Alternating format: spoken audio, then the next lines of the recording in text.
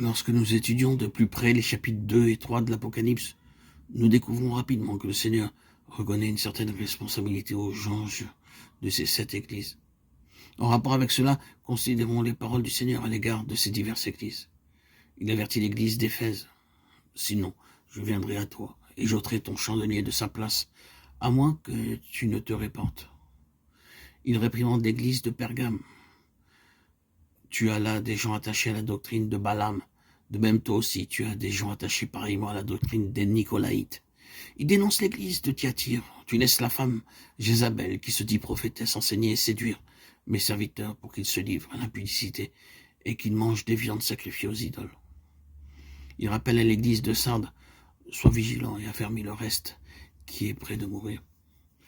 Si tu ne veilles pas, je viendrai comme un voleur, et tu ne sauras pas à quelle heure je viendrai sur toi. » Il encourage l'église de Philadelphie, « Retiens ce que tu as afin que personne ne prenne ta couronne. » Et il conseille l'église de Laodicée, « Achète de moi de l'or éprouvé par le feu, et des vêtements blancs, afin que tu sois vêtu, et un collier pour oindre tes yeux. » Toutes ces paroles sont adressées aux églises par le Seigneur, Apocalypse 1, 11, 2, 7.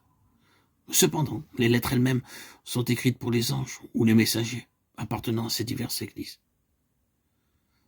Cela signifie que le Seigneur désire que ces anges prennent conscience de l'état réel des églises dans lesquelles ils sont et, par voie de conséquence, les mesures qui s'imposent à cause de leurs responsabilités. Les anges ou les envoyés ont aussi pour particularité de représenter celui qui les envoie. Un bon exemple de cela se trouve dans les paroles mêmes du Seigneur. « Celui qui vous reçoit me reçoit, déclare le Seigneur à ses disciples. Et celui qui me reçoit, reçoit celui qui m'a envoyé. » Matthieu 10, 40. Ainsi donc, les anges, c'est-à-dire les envoyés mentionnés dans Apocalypse chapitre 1 à 3, sont des hommes auxquels Dieu a accordé des dons, ayant une spiritualité suffisante pour pouvoir influencer et modifier l'état des églises. Nous ne savons pas quelle est leur position et leur service dans les églises, mais ils doivent être le noyau de ces 7 églises, des personnes spirituelles. Le Seigneur confie à chacun d'entre eux la responsabilité de toute l'église sur laquelle ils doivent veiller.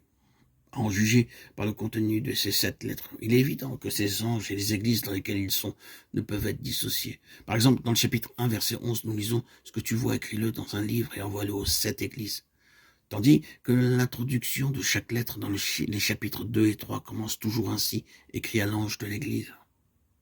Cela montre que l'église considérée et l'ange sont indissociables. De plus, ces 7 lettres sont écrites aux 7 anges des 7 églises, et dans chaque lettre, les mots suivants sont répétés, que celui qui a des oreilles entende ce que l'Esprit dit aux églises. Cela montre que le Seigneur considère les anges de la même façon que les églises, car il les tient pour responsables des situations qui sont dans les églises.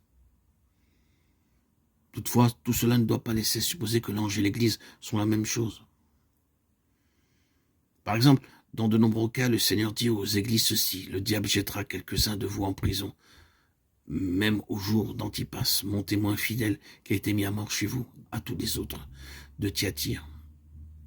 Et tu as à Sardes quelques hommes qui n'ont pas souillé leurs vêtements. » Dans toutes ces déclarations, le Seigneur singularise, distingue certains croyants parmi d'autres. Cela paraît indiquer que les anges, les messagers, ont un caractère distinctif par rapport à l'ensemble de ceux qui sont dans les diverses églises.